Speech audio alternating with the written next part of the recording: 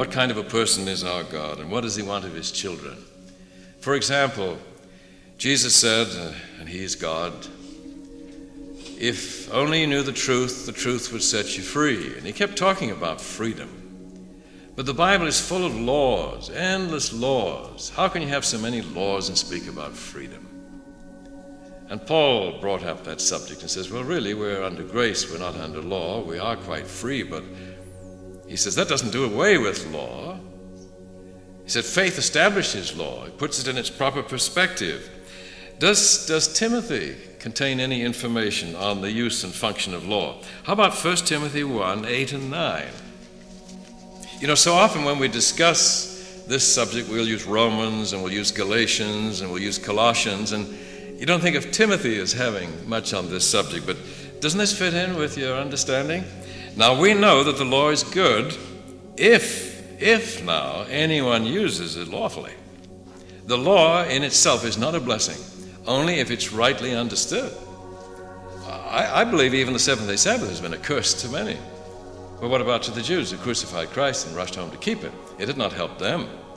So the law is good if one uses it lawfully, uses it aright, understanding this, that the law is not laid down for the just, but for the lawless and the disobedient, for the ungodly and sinners, for the unholy and profane, for murderers of fathers and murderers of mothers, for manslayers, immoral persons, sodomites, kidnappers, liars, perjurers, and whatever else is contrary to sound doctrine, in accordance with the glorious gospel of the blessed God with which I have been entrusted. Then the law was added for sinners. Now, doesn't that fit with Galatians 3? Why then the law? It was added. And I think this belongs with Galatians 3. It's even more explicit, isn't it? But the key text we usually learn is the one in Galatians. Why then the law? It was added because of transgression. Here he's very specific. Now, does this include the Ten Commandments? Well, look at the sins he's chosen. They sound like the Decalogue, don't they? Many of them.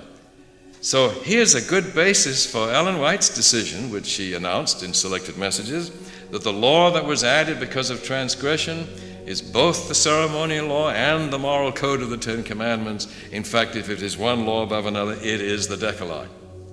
Well, she didn't make that up. She got that right out of 1 Timothy here. Isn't it here? Don't you think? Put this with Galatians.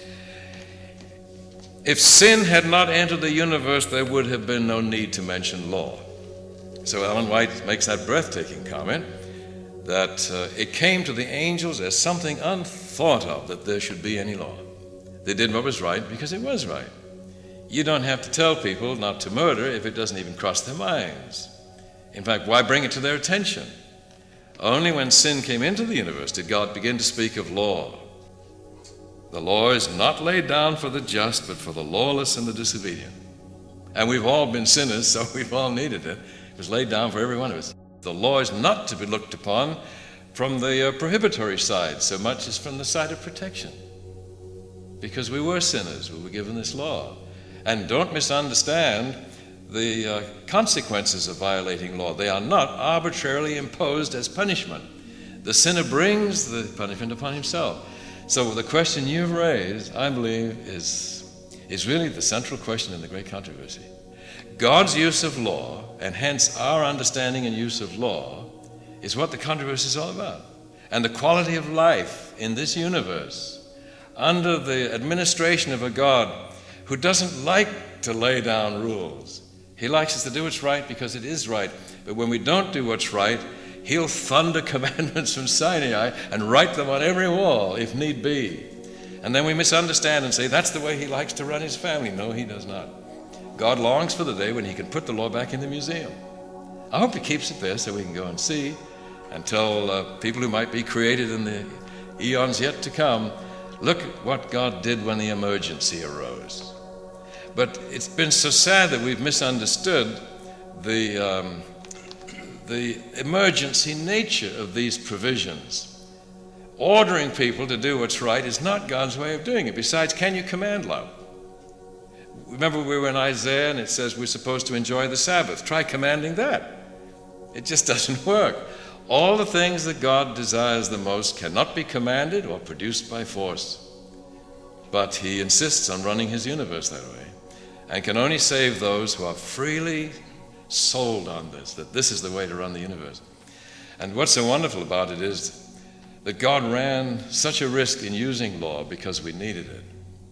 And the adversary has twisted that and misinterpreted that and thrown the laws back in God's face and made a legalistic tyrant out of him because he's given us all these laws.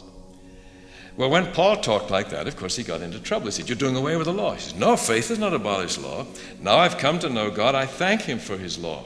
Faith puts law in its proper perspective. So the question you raise, I think, is the ultimate question in the great controversy. What is the proper use of law? Well, let's start in the beginning. How has God used law? Why has he used law so much? So, yeah, that would be worth a whole consultation sometime. We've had them on other subjects. I'd like to see one on that sometime.